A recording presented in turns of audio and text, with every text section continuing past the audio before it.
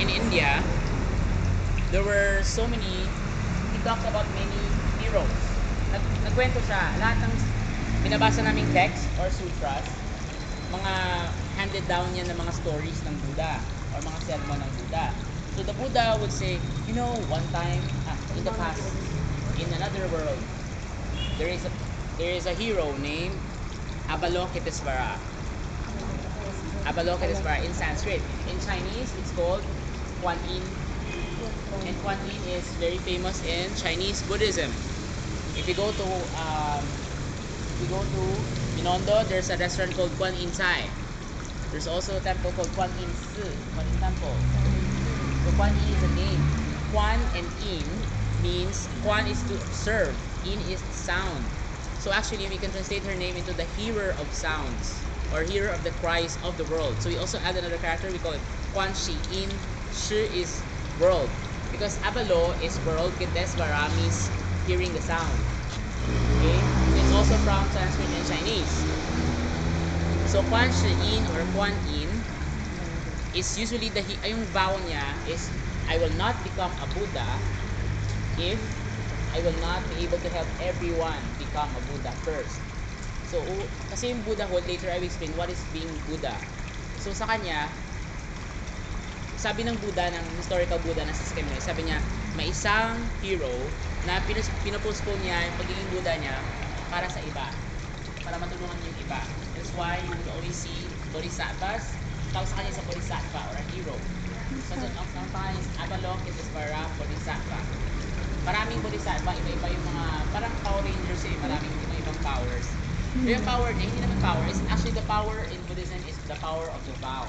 Pag meron kang determination or will or vow to help others, that's your power.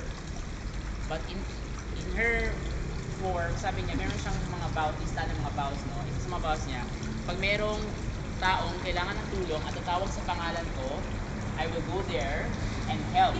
Kung kailangan ako mag-transform into a shape, kailangan na para makatulong ako, yun gagawin ko yun. Kung kailangan niya ng aso, sa time na yun, pupunta ako as aso.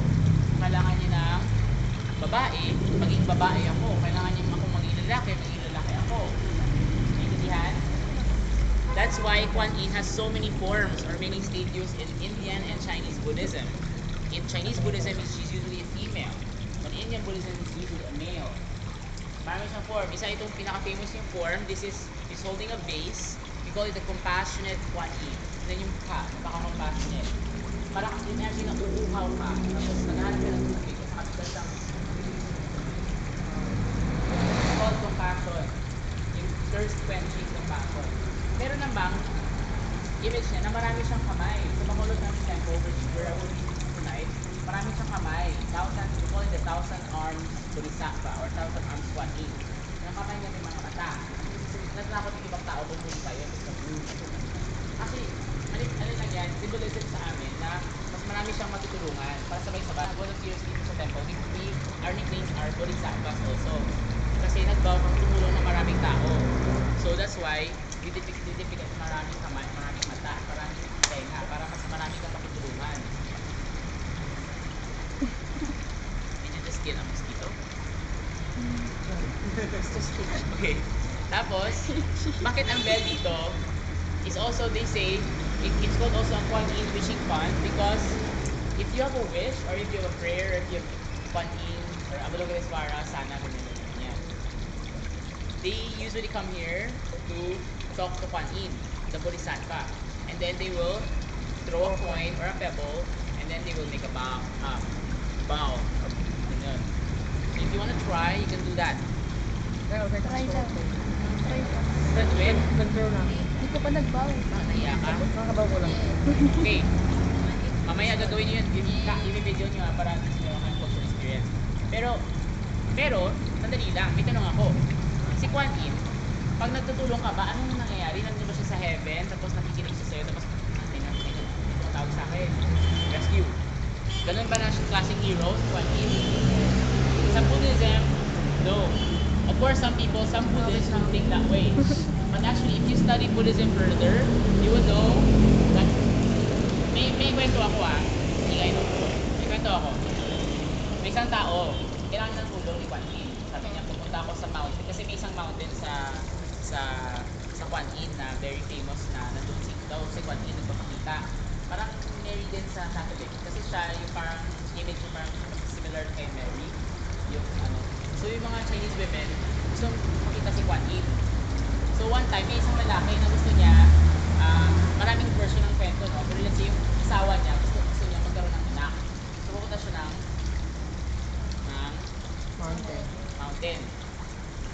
Tapos, pupunta siya, ayun, pupunta siya nag-travel siya ng many days. Pagdating niya sa mountain, may nakita siyang old man. Uy, mama, or Choy sa Bisaya. Choy, Bisaya na ko. Sabi siya na, sino bang Bisaya dito? Ingon siya na, asa man si Kuan Yin? Nasaan si Kuan Yin? Oh. Tapos sabi ng matanda, ay, si Kuan Yin. Pumunta sa bahay niyo. Bakit mo siya pinuntahan dito? Ha? Eh, nahin ng minahe ko. Pumunta siya pumunta ng bahay. Kailangan ko ng tulong niya. Pumunta siya ng bahay. Ganyan. Tapos balik siya. Siguro days na naman ang travel niya. Siguro pagano siya. Nagkatok siya. Tapos binuksan ng asawa niya. Honey. Sabi ng sa niya, ano ba kayo? Saan si Kuan Yin? Manager ba siya dito? Inalagaan mo ba siya? Honey, gusto mo bang kumain? Gusto ka? Hindi pumunta si Kuan Yin. Ayoko. Gusto ko makita si Kuan Yin. Ganun. Pero, hindi niya alam ano ang ibig sabihin ng... Actually, yun yung end ng kwento. So, hindi mo in-explain. So, anong ibig sabihin ng kwento? Asawa niya si Kuan. Sino si Kuan Yin? Asawa niya. Very good. Kahit sino si Kuan Yin, hindi siya isang someone na nagka-transform talaga. For example, if pag kailangan mo ng agutom ka, wala akong wallet, tapos pumunta yung kaibigan mo, uy, meron akong chippy, gusto mo, tapos share kayo. So si Kuan Yin, chippy, yung friend mo. Pagkain, naging So sa times ng tulong, sa mga panahon ng tulong, at may dumarating sa'yo, tinatawag namin yung Kuan Yin. Okay? So all you have to do is just say, well, when you say the Kuan Yin Fusa chant, it's actually a chant of compassion. Okay? Parang nag-attract ka ng compassion. Ayun. Now, meron ako isang trivia. May isang Japanese na designer ng mga gadgets na devotee ni Kuan Yin sa Japan. Kuan Yin is Chinese. Sa Korean, you say Kwan Seon. Sa Japanese, ang pangalan niya ano? May doon itong na Kanseon, pero meron ding matawag sa kanya na Canon. Mexican. Doon ang galing ang pangalan ng camera ng yan, yung camera. Samsung. So, imagine mo, lahat ng camera ay parang mata. Hindi Kuan Yin. So, ano ba yung purpose ng camera? Para makita yung moment. Pero actually, magagamit mo yung photography, mag-capture ng suffering ng ibang tao para mag-isip ng ibang tao, di ba? Ayun. Okay? So, si Kuan Yin isa yun. Pero syempre, isa ito siya sa mga later on developments ng Buddhism. Siya ay nakikita sa mga text ng Mahayana Buddhism. Yung Mahayana Buddhism is meron tayong dalawang major forms of Buddhism. Isa Theravada, anong Theravada? Mas conservative sila. Tapos, usually, sa aming explanation sa kanila is that they meditate, they're from arhats, so they don't like to listen to the music. That's why in their temples, that is not allowed. What we just did, I showed you a musical. But because we're Mahayana, we can do that. And our temple is cultural center also. In Buddhism, in the Theravada temple, is sometimes it's not allowed. And the women and the men cannot sit together. There's devils kasi may mga traditions. Pero okay naman din yun ng kultura ngayon. Dahil sa kanila, mas unay muna nila ang sarili nila na ma-enlighten before they can help others. Sa Buddhism, sa Mahayana Buddhism,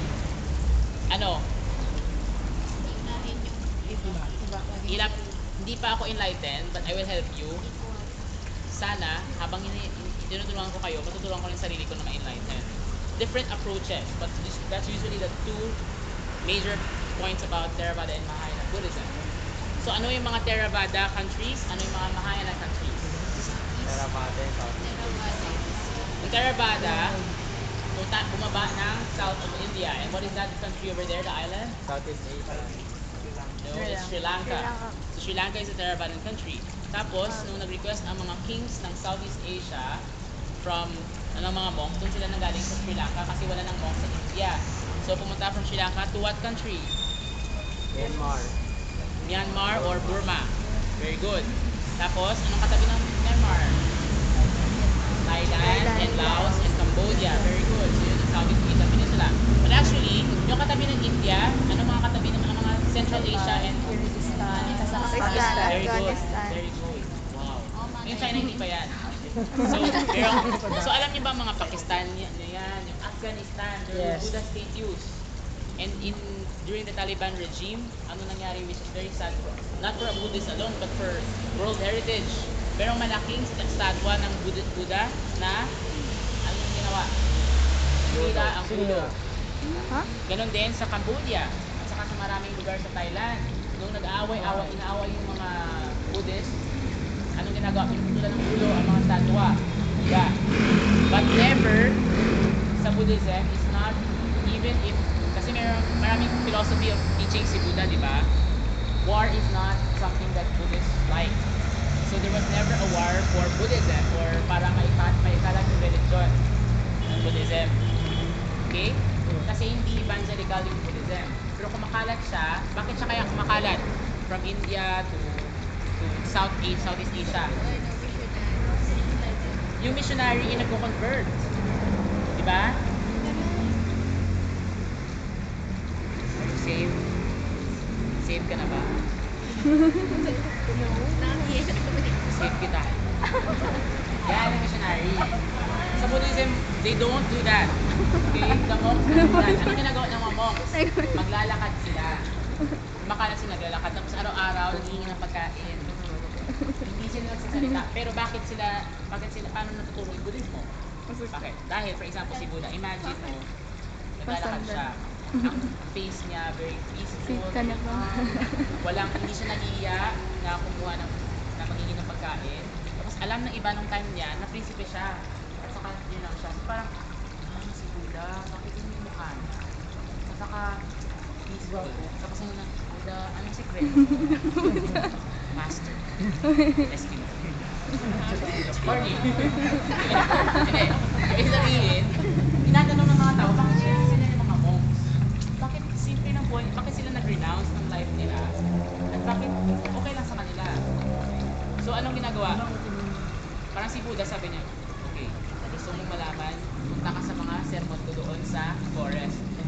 So uupo yan, tapos after, may mga schedule yan, uupo sila ng hapon, uupo si Buddha sa ng tao, pupunta, o siya pa lang. Kaya pa kailangan may oo. Tapos yung una niyang sermon, yung Four Noble Truths. Sabi niya, lahat tayo ay hirap.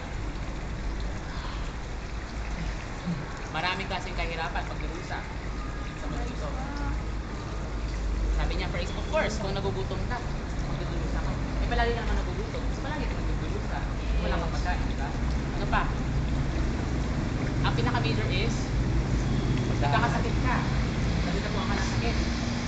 Tumatanda ka, kahit anong gawin mo, tatanda ka, kukunan yung balat mo. So, suffering din yun sa maraming tao. Ano pa? Old age, sickness. Ano yung pinaka-suffering? Lahat tayo ay? Very good, mamamatay. Yes. Yes. Marami pang tayo sa suffering. Ang funny ng Buddha kasi talagang at that time, he was already explaining the kinds of suffering. Sabi niya daw, pag hindi mo nakukuha yung gusto mo, that's suffering. Right? Tama ba? Yeah. Gusto mong lumabas ng bahay, may concert si Miley Cyrus sa TV. Justin Bieber. Eh, wala kang TV sa bahay. Gusto mo pumunta sa Araneta. So, hindi ka papayagan. So, anong mangyayari sa'yo? Magdadabog ka, Yes. iyak ka, anong may door? Ay, nakauwi na pala siya sa taxi. Ayan. So, yun yung suffering. Ano mo, sabi pa ng Buddha, meron pa isa. Kung iniiwan ka ng mahal mo sa buhay, or nalalayo ka sa mahal mo sa buhay. So, ano yun? For example, gusto mo yung nanay mo. I mean, of course, nanay mo, tapos nawala ka, syempre,